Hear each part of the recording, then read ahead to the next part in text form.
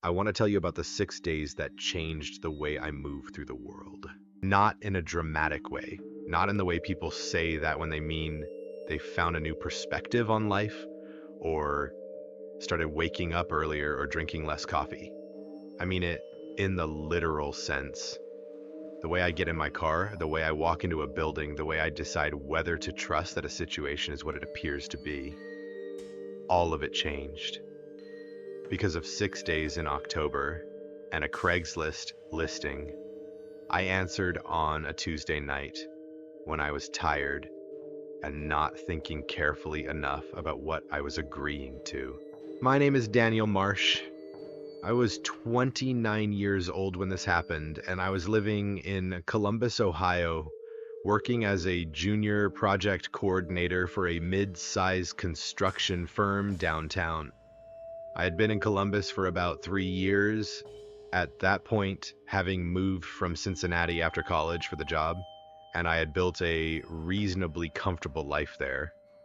I had an apartment I liked in the Short North neighborhood, a small circle of friends from work and from the climbing gym I went to a few times a week, and a routine that felt stable without feeling stagnant.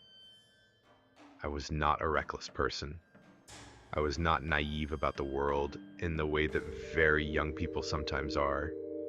I was 29 years old, and I thought I had a pretty good read on situations and people. I want to say that up front because I think it matters. Because one of the things I had to sit with afterward was the understanding that what happened to me did not happen because I was careless or stupid. It happened because someone had designed a situation to be exactly what a careful, reasonably intelligent person would walk into without hesitation. And that is the part that stays with me more than anything else. Before I get into it, drop a comment letting me know where you are watching from tonight. And if you are new here and true stories like this one are what you come looking for, hit subscribe.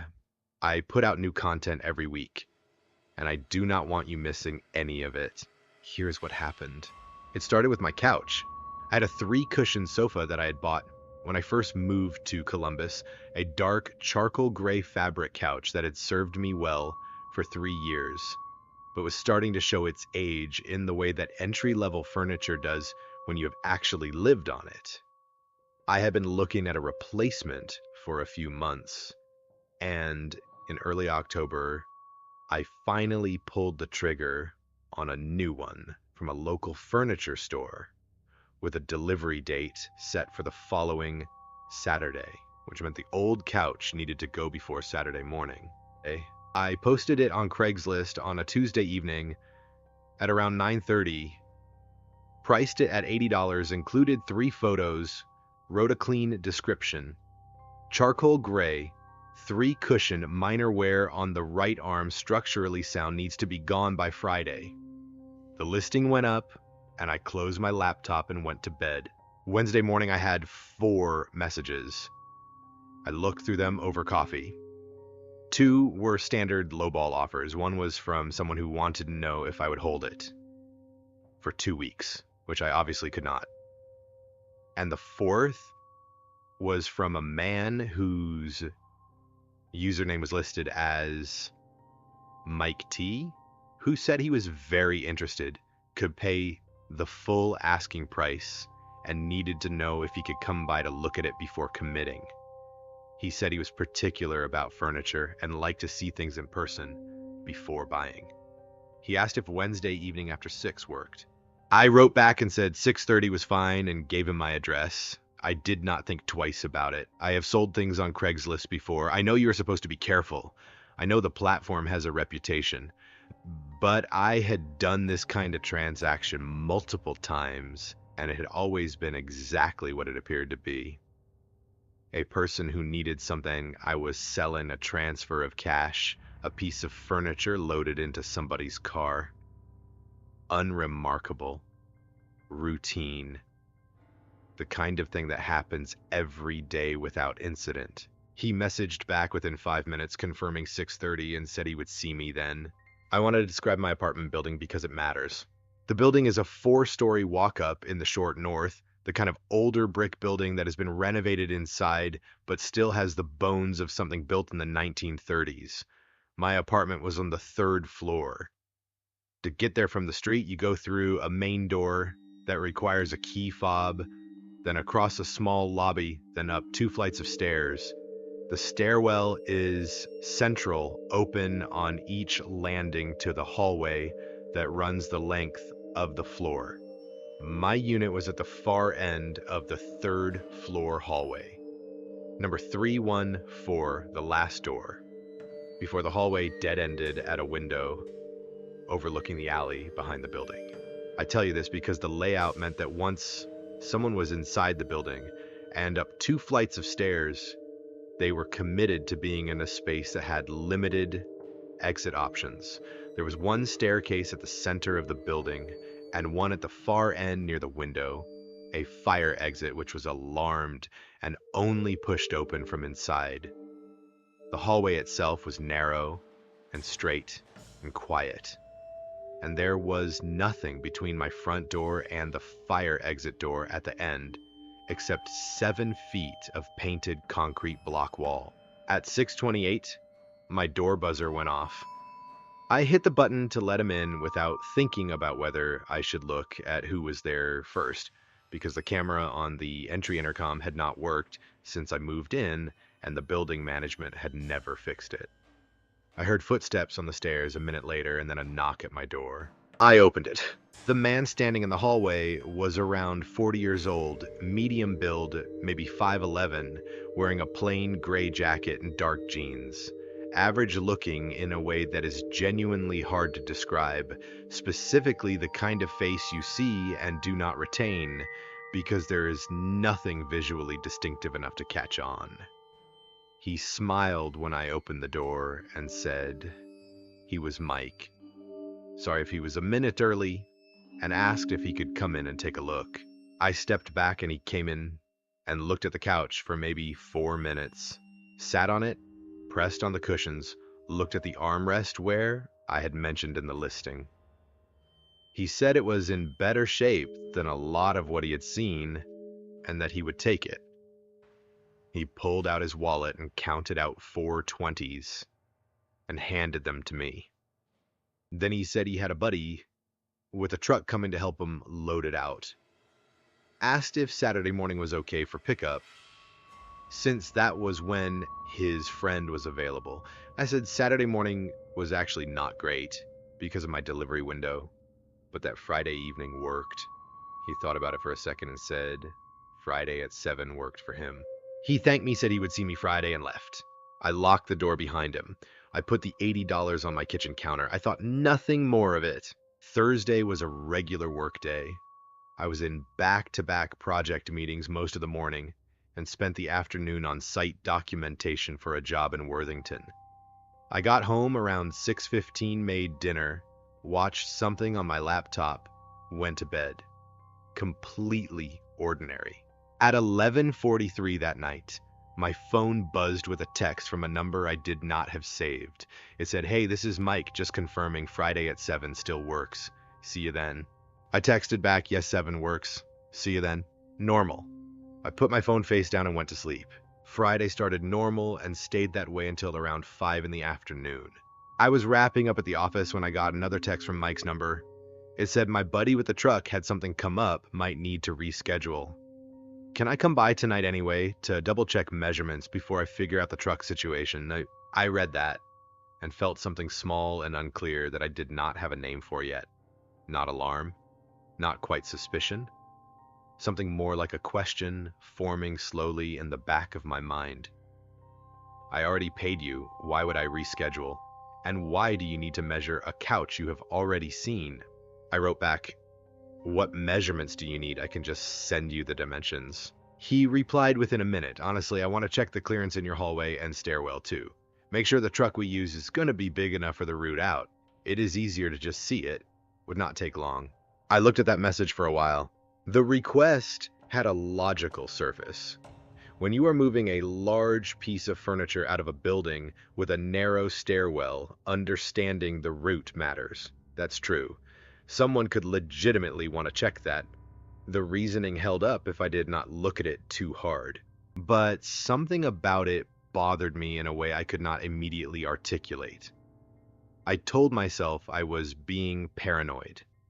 I told myself this was a guy who had come by paid cash, behaved completely normally, and was now dealing with a truck situation that had changed his plans.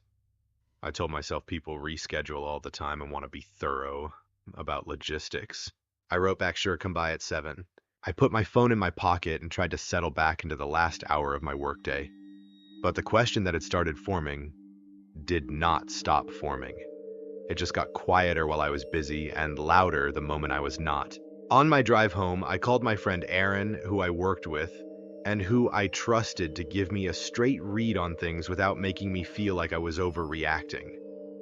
I told him the situation while I drove.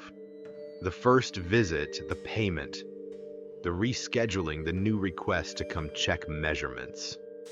Aaron listened to the whole thing without interrupting.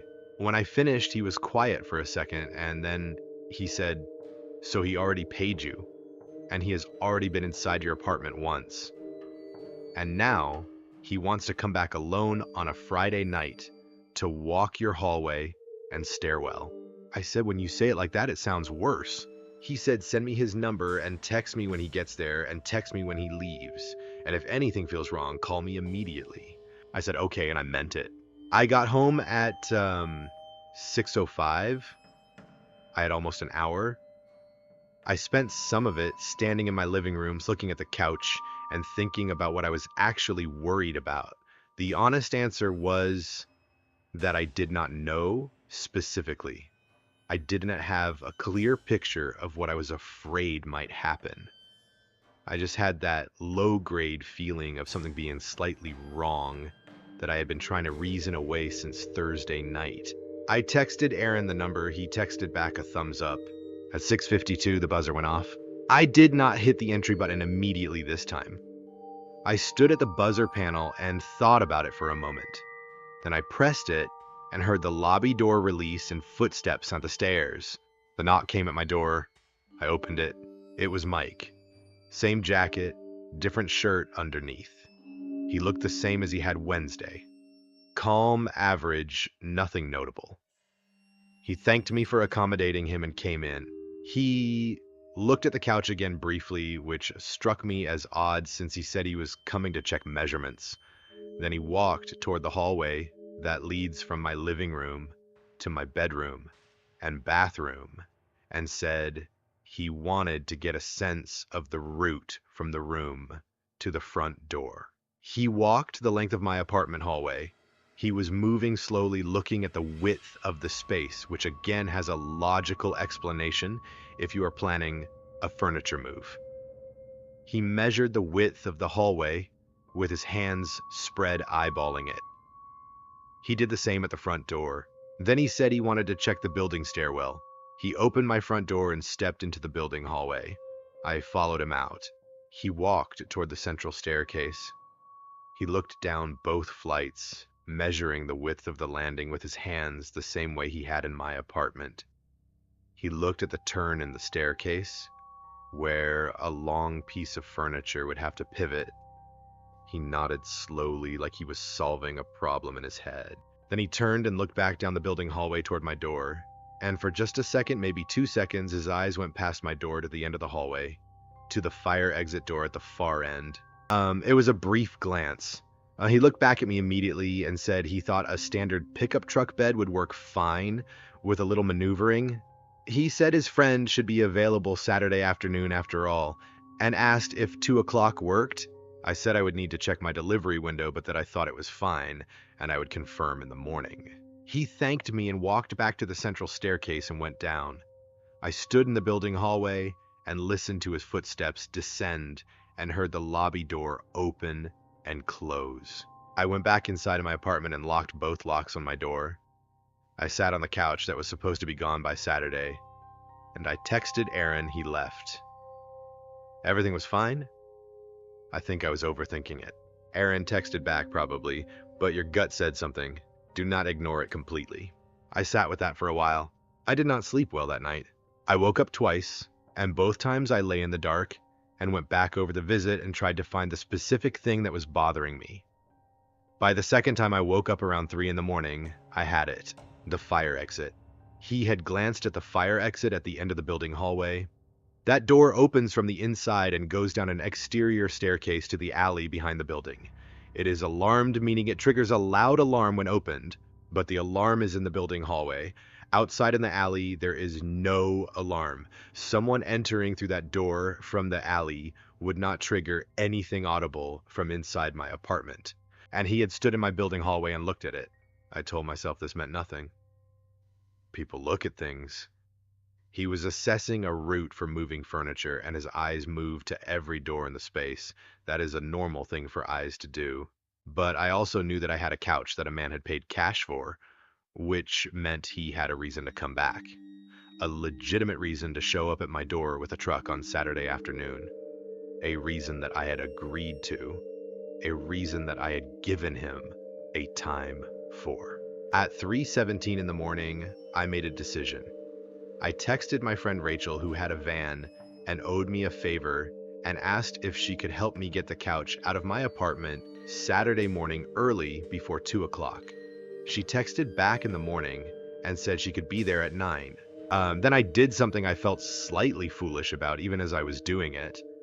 I looked up the Columbus non-emergency police line and I called it, and I told the officer who answered that I had sold furniture to someone on Craigslist and that the person had come to my apartment twice and behaved in ways that I could not specifically identify as threatening, but that had left me with a sustained feeling that something was wrong.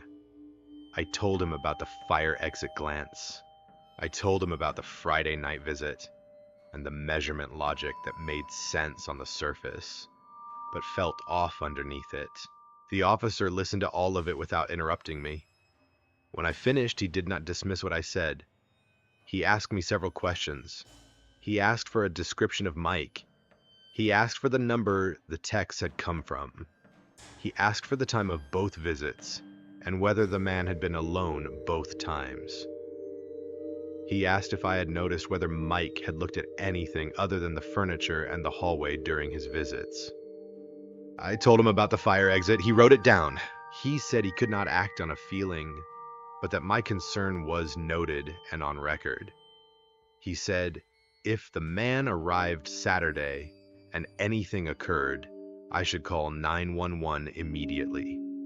He said it might be worth considering whether I wanted to be present at the apartment alone on Saturday afternoon for the pickup. I thanked him and hung up. Saturday morning, Rachel showed up at 9:04 with her van and her boyfriend Terrell, who is large and good-natured, and asked no questions about why I needed the couch out of my apartment 6 hours earlier than scheduled. We got it down the stairs and into Rachel's van in 40 minutes, and she took it to the Furniture Donation Center on 5th Avenue. At 9:58, I texted Mike from my phone. Hey, something came up with my morning delivery. The couch already got picked up. Really sorry about that. Happy to refund your $80 via Venmo or cash your choice. I watched the 3 dots appear and disappear twice. Then his response came. He said, what do you mean it got picked up? We had an agreement. I said, I know, I am sorry. It was a miscommunication on my end. I can get you the refund today. He said, I want to come by and talk about this in person. I looked at that sentence for a long time. I want to come by and talk about this in person. Not okay, send the refund. Not, I am annoyed, but whatever. Not any of the things a person says when their furniture purchase falls through and they just want their money back. He wanted to come to my apartment in person to talk. I wrote back, I'm not home today. I can send the refund right now if you give me a Venmo handle, or I can leave cash at the front desk of my building if you want to pick it up. He did not respond for 11 minutes. Then he wrote, forget the refund. And that was the last message I ever received from that number. I filed a full report with the Columbus Police Department that afternoon, not the non-emergency line this time. I went to the district station in person and I sat across from an officer and laid out every interaction in the order it occurred, from the initial Craigslist message to the final text exchange. I brought my phone and showed them the messages. I gave them the number. I gave them a physical description of Mike. The officer who took my report asked me something that I have thought about many times since. He asked, when he came Friday night and looked at the fire exit door at the end of your hallway, did he try the handle? I thought about it. I replayed the moment in my head, and I realized I did not know. Because when his eyes had gone to that door, I had been watching his face, not his hands. The officer noted that and said he was going to have a patrol unit come by the building and check the fire exit door from both sides. The patrol unit found that the exterior latch on the fire exit door in the alley behind my building had been partially disabled. Not broken. Disabled in a way that was precise and intentional. The alarm mechanism on the interior side had been left intact so that the door could not be pushed open from outside without triggering the alarm. But the latch itself had been adjusted so that when the door was opened from the inside and allowed to close again, it did not fully seat, leaving a gap of less than a centimeter between the door and the frame. Not enough to push open. Enough to be worked open with a thin tool in a matter of seconds without making a sound. The door to the alley behind my building. The alley that led to a fire exit staircase that led to the third floor hallway. The hallway that dead-ended at my front door. He had done it during one of his 2 visits to my building, and I still do not know which one. The detective assigned to the case told me it could have been done in under a minute and required nothing more than a specific kind of small tool that fits in a jacket pocket. She said the method was not something a person figures out by accident. The Craigslist account used to post the listing I had responded to, or rather the account Mike had used to message me, had been created 9 days before his first message arrived. The phone number associated with the text was a prepaid number purchased with cash at a pharmacy chain. The physical description I gave matched nothing in any open case file they could connect it to at that time. I do not know who Mike was. I do not know what he was planning for Saturday at 2 o'clock. I do not know whether the couch was ever the point or whether it was just the mechanism, the reason to get inside the building, the reason to walk the hallway, the reason to have my door open and my attention on him while his hands did something I was not watching carefully enough to catch. I know what the detective said when I asked her directly what she thought he had been intending. She said she could not speculate on an open case. She said it carefully and professionally, and she held my gaze when she said it. And the way she held my gaze told me more than her words did. I moved out of that apartment 6 weeks later, not in a panic, not immediately, but with a steadiness that surprised me. I found a unit on the second floor of a newer building with key fob access on every entry point and a working camera on the intercom. I checked every lock in the new apartment the day I moved in. I checked the fire exit door on my floor and tested it from both sides. I checked the exterior of the building for any other entry points I had not initially noticed. I have not sold anything on Craigslist since. I do not intend to. If something needs to go, I donate it or I give it to someone I actually know. The $80 sat on my kitchen counter for 3 days. After I moved the couch out before I remembered it was there, I eventually put it in an envelope and donated it to a shelter on the Near East Side of Columbus. I did not want it in my wallet. I did not want anything from that transaction touching anything I carried around in my daily life. The thing I think about most is not the fire exit door. It is the Wednesday visit, the first one, where Mike came in, sat on the couch, paid me, made simple conversation, behaved exactly like a man buying a used couch on Craigslist, where he was so completely calibrated to look like nothing that I sent Aaron a text the next morning saying I'd been overthinking it. That visit was not about the couch. That visit was about seeing the layout of my apartment, the location of my front door, in the building hallway, the distance to the fire exit, and how long I left someone unattended in my space before I started paying attention to what they were doing with their hands. He came back Friday night to do the part he could not do Wednesday while I was watching. I was 29 years old, and I was not careless, and I was not naive, and it almost did not matter. Here's what I want you to take away from this. The people who mean to harm you on platforms like Craigslist are not always obvious. They do not always send strange messages or refuse to meet in public or behave in ways that immediately signal something is wrong.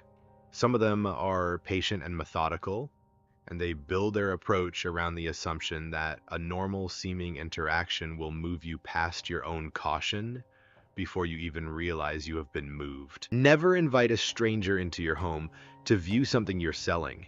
Meet in a public place, a parking lot, a police station exchange zone, somewhere with other people and cameras and visibility. If the item cannot reasonably be transported for a meeting, bring someone you trust to be there with you.